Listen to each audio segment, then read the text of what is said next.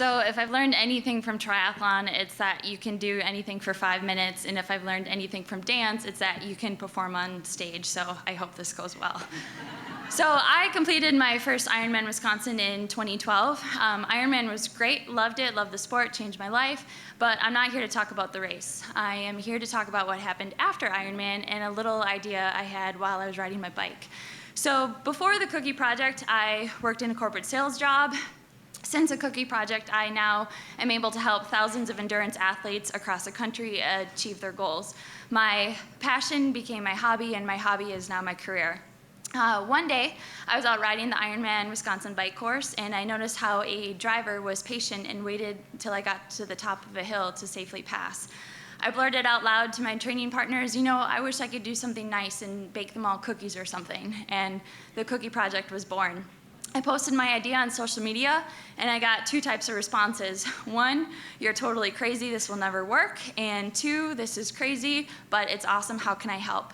So I put together a project plan to get it done in 3 weeks, got bags and labels with a little thank you note on there, and a blog site so that the residents could read about the Cookie Project and know that the cookies were totally safe to eat.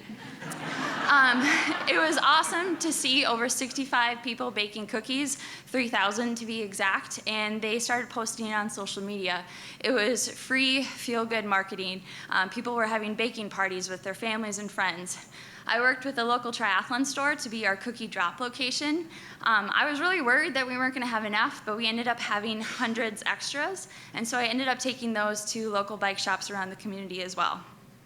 Our first Ironman Wisconsin cookie delivery took 9 hours in one vehicle. Since then, I've streamlined the process quite a bit and have gotten a lot of friends to help.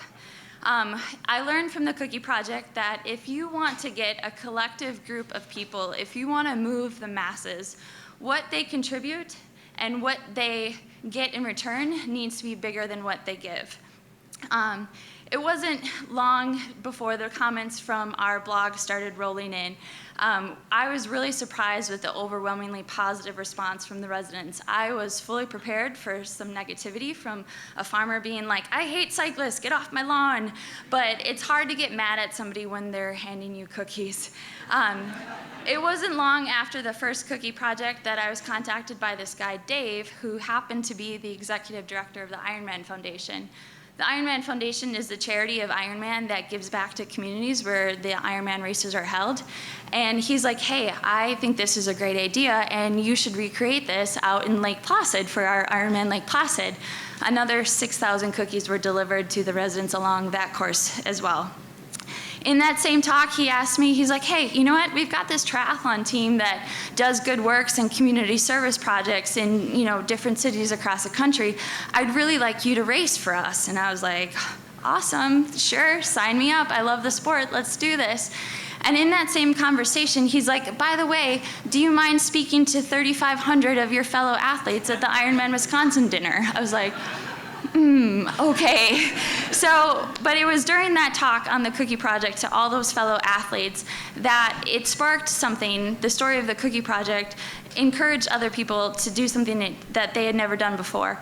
One guy quit his job at Epic and started his own online community fundraiser platform, and another woman was like, hey, I want to bring this to Boulder, Colorado. So over the last 2.5 years, the Cookie Project has rolled out the dough to several cities, across the country, and we've worked with organizations such as Ironman, USA Cycling, and Trek. To date, we've delivered over 35,000 cookies to 5,838 homes across the country, and that's all because one single driver was patient and waited for me to reach the top of the hill. The Cookie Project has 2 purposes, though. One is to obviously thank the residents and say thank you for driving safe, and the second is to remind cyclists to ride responsibly and follow the rules of the road. The relationship between cyclists and drivers is complex, but it doesn't have to be.